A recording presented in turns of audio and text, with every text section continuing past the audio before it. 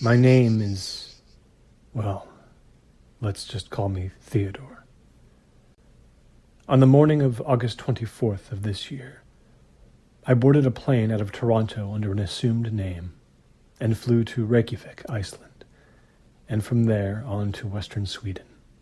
At 11:30 p.m., after 11 hours on planes, I was in a rental car, 60 miles outside Ara Östersund Airport, headed down a winding country road in search of a small white X painted on a guardrail between two mileage markers.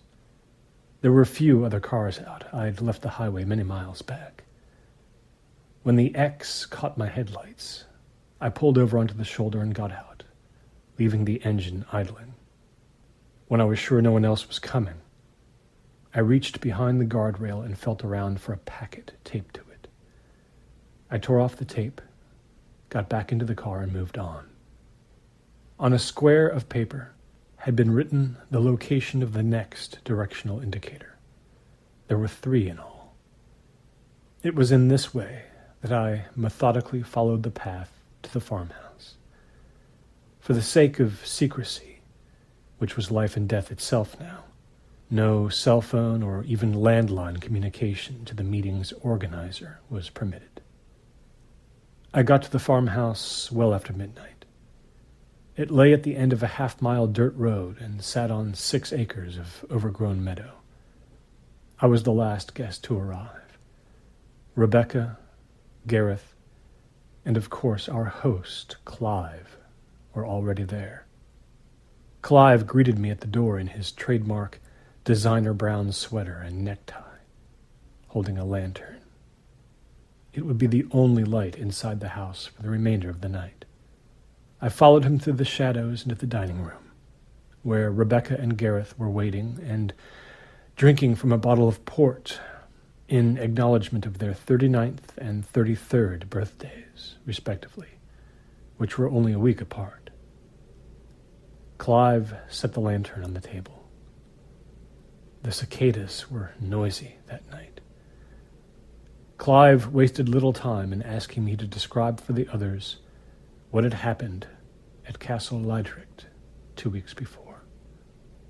Sitting here tonight and paging through the transcript of that conversation, I believe I was admirably succinct. Theodore, we were all exhausted and becoming paranoid.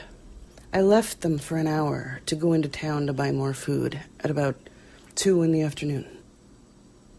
Clive, which day was this? Theodore, the 5th afternoon, Sunday. When I got back, the east door was locked for some reason. Nobody answered my rapping, so I called and still got no answer. I decided to climb the east wall into the courtyard and went in through a side door, but nobody answered when I yelled out for them. I went into the basement, and that's where they were, the 3 of them, in the subcellar, standing in a circle. They were all holding swords, and their arms were outstretched so one person was holding the point of his sword against the other person's neck, pressing so hard there was already a little blood. But they were standing perfectly still, and before I could even say anything, they all shoved their swords forward, all at the exact same instant. There were huge gouts of blood, and they all collapsed. Maybe Hiraki was the first one to die, I don't know. Clive, how sure are you that they weren't making their own decision? Theodore, completely sure. They would have acknowledged me otherwise. Aenyan had their minds. He wanted one survivor to see them do it, no question. Gareth, how long did you stay there? Theodore, I was out of there in maybe 2 hours, however long it took to bury the bodies. Clive, you burned them. Theodore, of course. Rebecca and Gareth asked me some follow-up questions, but Clive had heard it all before.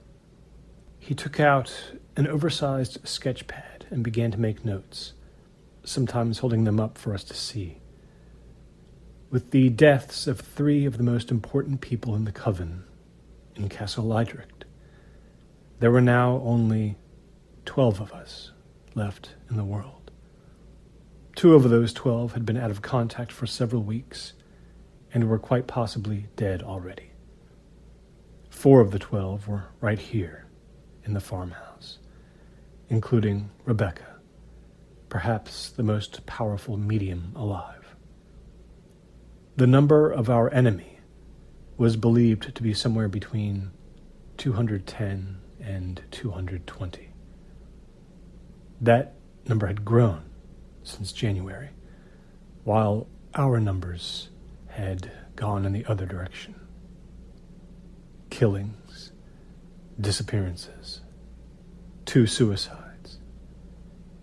The tipping point had been reached. Our odds were now impossible. Clive had Gareth run down our weapons and surveillance situation, such as it was. 2 of our 4 observation centers had been breached in 2017, and the data had been used against us ever since. With so few resources and so little manpower, there was little Gareth could do about it, and Clive understood. In April, our sole arms provider had been found in a hotel room in Osaka, crushed to death somehow. Whoever had done it had made it happen elsewhere, then taken her body back into the room and left it on the bedspread for discovery. Clive drew a crude map on the sketch pad, and together, over the course of a half hour, we plotted the geographical points of the key people we could still call allies.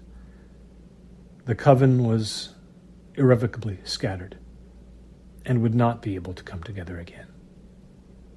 It was too dangerous. Even tonight was too dangerous. Clive had brought us here, he explained, to discuss a possible step that now had to be considered. Clive, what do you think Aenian will do if he were to start the convulsion? Rebecca. I'm hesitant to say because of all we found out in the last 5 months. It doesn't feel like enough to make a strong conjecture. Clive, but you have a feeling, and it probably lines up with mine. Rebecca, I do. It's nothing that can be planned for or even reacted to. So I think we should focus instead on being pragmatic. Clive, still, tell me. Rebecca. Well, I think his first act would be to raise the dead. I say that only because the possibility hadn't existed before now.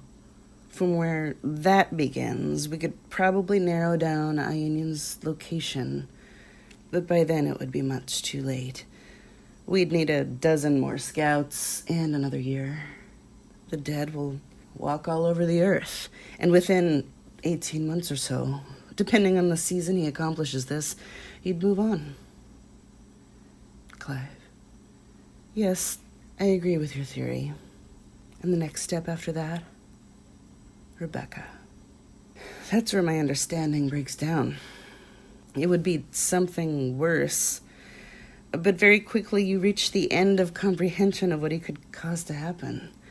We can collect information for decades. I can make notes for decades.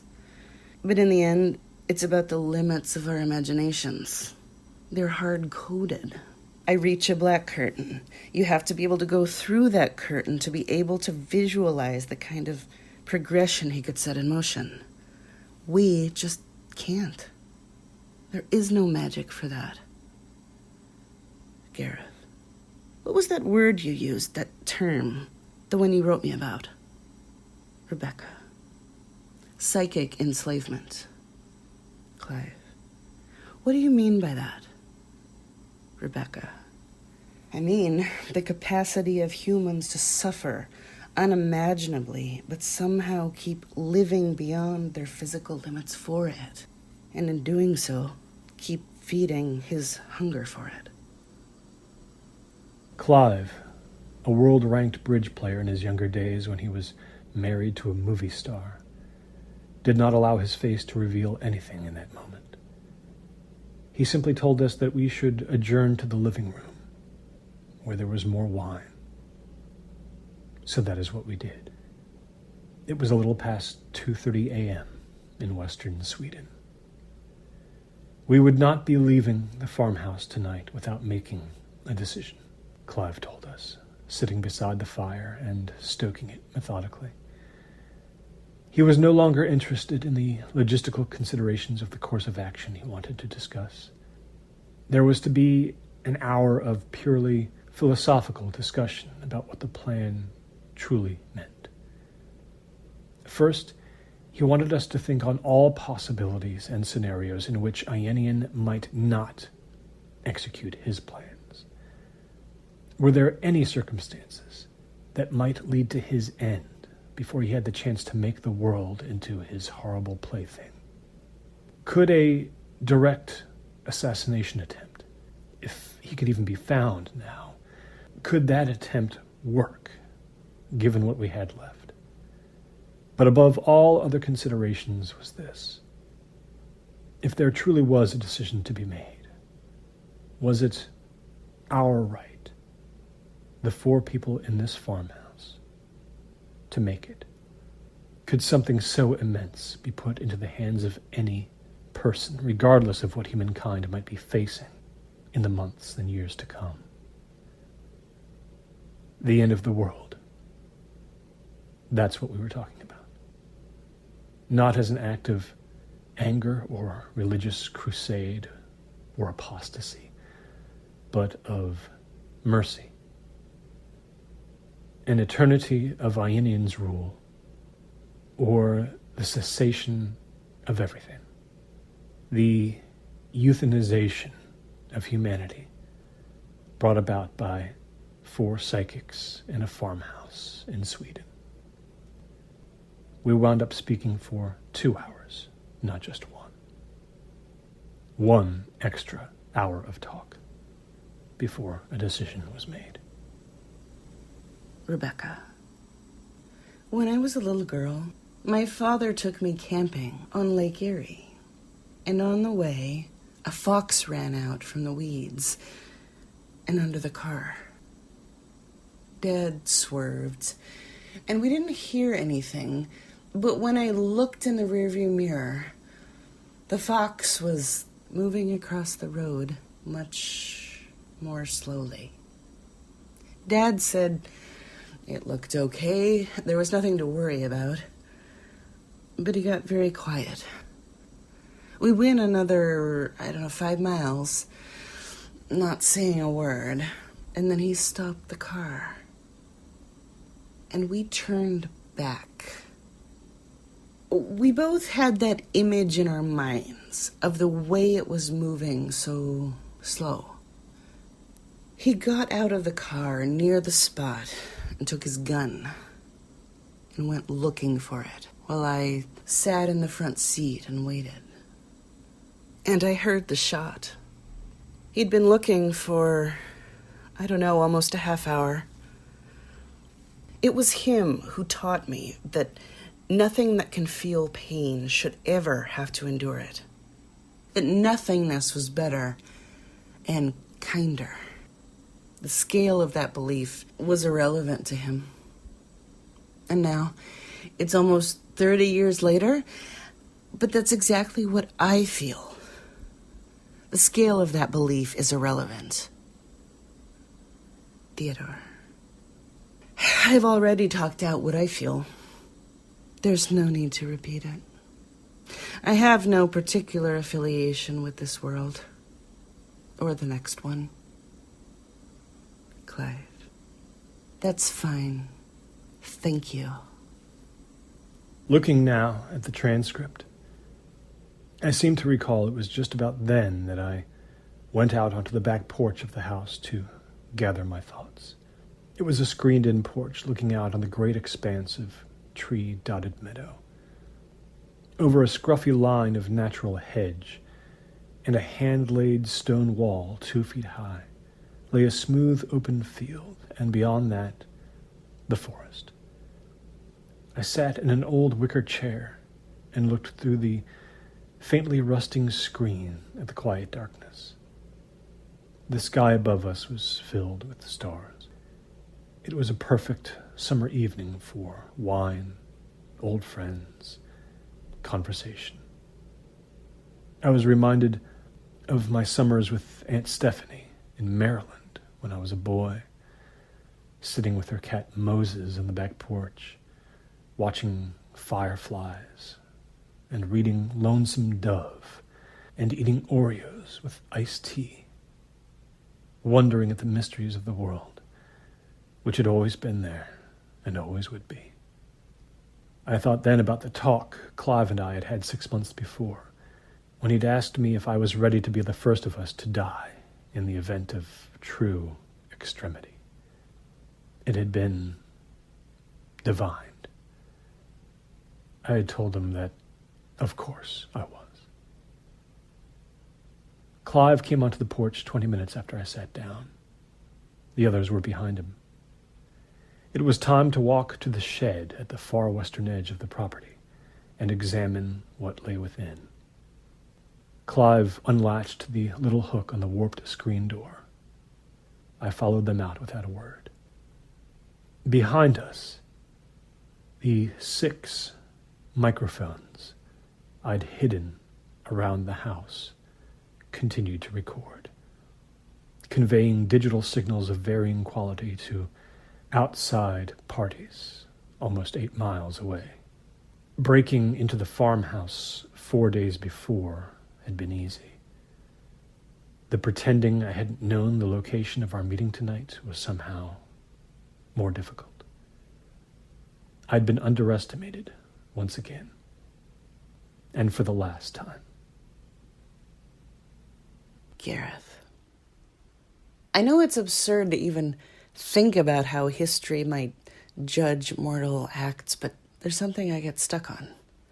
I find myself thinking, if we do this, if it even can be done, we will be the ones who killed hope. The world will come to an end because we would not let hope persist. That's a different kind of human crime. I think it cries out even in a void of space where there's nothing left. No intelligence, no memory, no spirit. I don't believe in God, but somehow I still imagine an eternity of sorrow, knowing what I had done. Not to people, but to the concept of hope. Clive, thank you. I understand. Rebecca. I know we're not talking logistics, but we can't avoid the fact of the difficulty of unearthing the calibric. How could that be done in less than a year, even with what we know? Clive. It's been done. Gareth. What do you mean? Clive. The calibric is here. Rebecca. Where? Clive. It's on the property. Apple trees grew alongside the long, curving path the 4 of us took toward the woods in the soft breeze. Clive walked out in front, holding the lantern low to his waist. As she walked, Rebecca let her left hand drift along the tops of wildflowers. Our feet were silent on the thin line of compacted grass. The unseen insects seemed to taunt us with their chant. The path wandered past a small, empty horse barn. An old tin water can sat in its center, unpacked dirt. As I walked, I looked up toward the high ridge beyond the adjacent field, thinking I had glimpsed movement. I assumed the parties who would be arriving unexpectedly would come from that direction, but the motion was only a heron flying very low across the grass toward a nearby lake. We crossed the divide between the open country and the forest, where there was no more path. Clive lifted the lantern higher to guide us, stepping around trees and over a fallen one that had tried to block our way. The shed loomed up ahead, an abandoned thing made from local pine, probably decades old. Its single door had been propped open with a cinder block. Clive went in and set the lantern on a high shelf where it struggled to help us. Inside, there was just enough room for us all to stand around a large trap door in the center of the floorboards, one with a stout iron ring, and a padlock so new its edges still glittered sharply in the lamplight. Clive kneeled and produced a key to unlock the chain. There was a very slight echo as he loosed the chain and pushed away its tendrils. Then he lifted the door. Gareth stepped closer to me to move out of the way. Clive stood back up, took the lantern down from the shelf, and lowered it into the hole. He asked for us to assist in pulling the Gore-Tex weatherproof sheet away from the object below, which was elevated by several layers of planks made of birch. A dust cloud kicked up as we did so. I kicked the sheet into one corner. The calibric, which so few human eyes had ever seen, lay before us, some of it still hidden beneath the floorboards. It had been crafted from limestone and was almost 8 feet long. I would estimate its weight to be between 1,000 and 2,000 pounds. Its design was so much simpler than I imagined, devoid of any ornamentation beyond the small set of Aramaic markings we knew to be on its underside. The stone cat's body was black and unpolished, rough to the touch. Its head, overly large in proportion to the rest of its body, was partly bowed. Its eyes had been shut from the time of its creation, in simulation of eternal sleep. But that, of course, was an irony. "How long has it been here?" Gareth asked, disbelievingly. 12 days, Clive told him. There followed details about its excavation, from a city 500 miles from where we'd all believed it to have lain for 6 centuries, about its transport halfway across the world and then back again, and about the 2 old men who'd had to be killed to keep its location secret. There was a moment when Gareth looked at me, and I sensed something different in his eyes, some glimmer of knowledge that something was wrong. His gaze was so direct that I thought he knew something about me was not what he'd known before. But the moment was gone in an instant, and then he merely looked lost and frightened. We left the shed, and Clive locked it with the calibric uncovered, conveying the message to us that at least 2 of us would be back very soon, perhaps as soon as the next day, and likely never to emerge again. Dissolving into the calibric, becoming part of it, might take weeks of dire thirst, hunger, and the total breakdown of mind.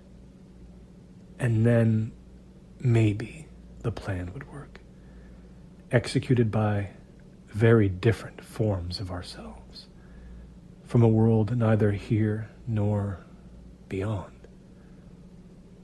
The end of everything. Earth, cracked in a dozen pieces by the force of our will. Earth only a geological memory possessed by the stars above and below it. Our act of mercy complete. We didn't speak as we made our way back down the path. I trailed a few steps behind. A pre-dawn wind kicked up. We'd been in the shed far longer than I thought, and it had become close to 4:30. When Rebecca stopped and turned back to me, there was no mystery in what she was seeing now, like there had been with Gareth. She knew. She had felt it, felt a change in the air. The energy of my body told her the truth. Clive heard her footsteps and mine both cease, and he turned back. But it was too late.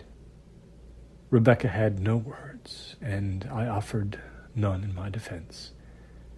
I'd known Rebecca for 7 years, had wanted long ago to marry her. All that was gone now. She was looking at a stranger. The expression on her face was clear even in the dark. There was such simple and innocent pain there, like I was a schoolyard friend who had suddenly called her a name. 20 yards up ahead on the path between the apple trees stood a gray horse. On the horse sat a woman with long, dark hair, someone I'd never met, though I knew her name well. Ienian had not sent an army to kill my friends, as I had expected he would. Armed men creeping through fields and hedges to do what needed to be done.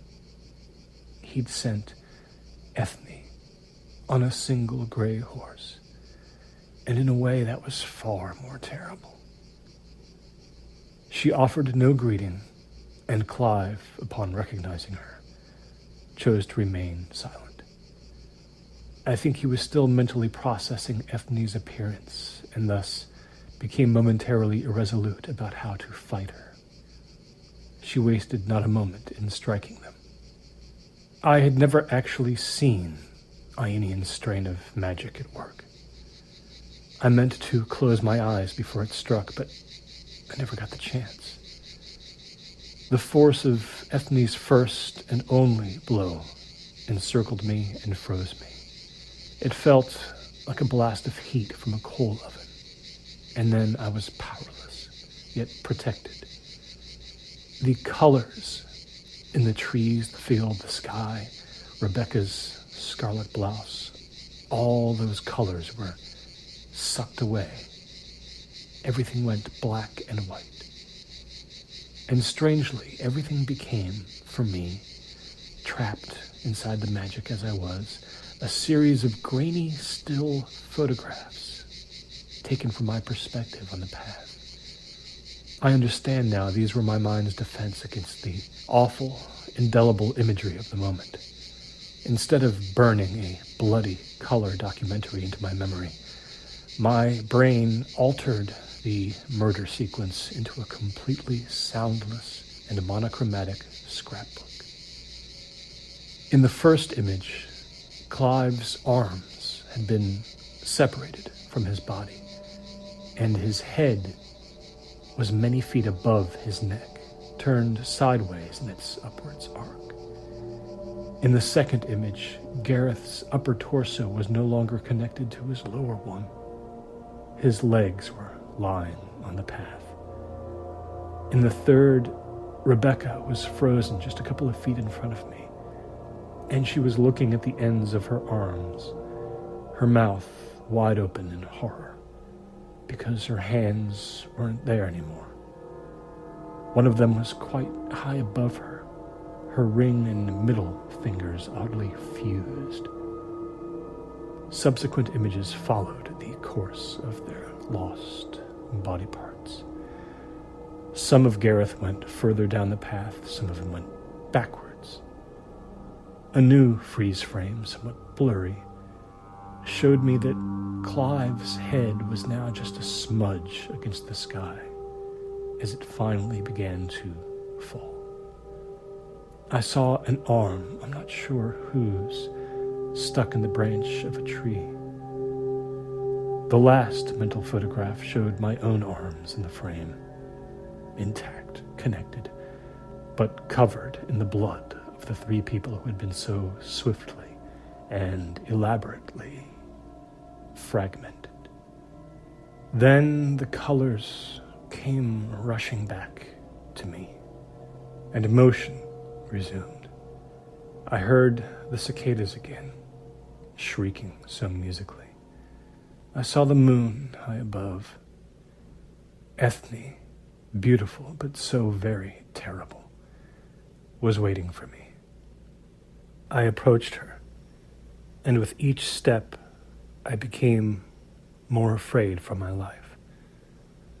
The word trust had no meaning anymore, and I had no way to defend myself against what I had allied myself with. Something wasn't right. She wasn't moving. Only when I got a few feet away from her did I see that in his own last extremity, Clive had been able to lash out with crude effectiveness. Ethne's head was black, misshapen, and greatly reduced, as if slowly sanded away. Same with her hands on the stationary horse's reins. When the breeze drifted past, flakes of something rose into the air and tapped my face gently before falling to the grass. It was ash. Ethne's corpse remained upright for another moment, and then her weight toppled over. She struck the ground like a sack of mail. I began to walk back toward the farmhouse. The gray horse watched me, impassive, perhaps intent on staying beside its master forever. I entered the farmhouse again and went about the process of collecting the recording devices I'd planted. I brought them out in 2 trips back to my car, put them into the trunk, got in, and drove off the property.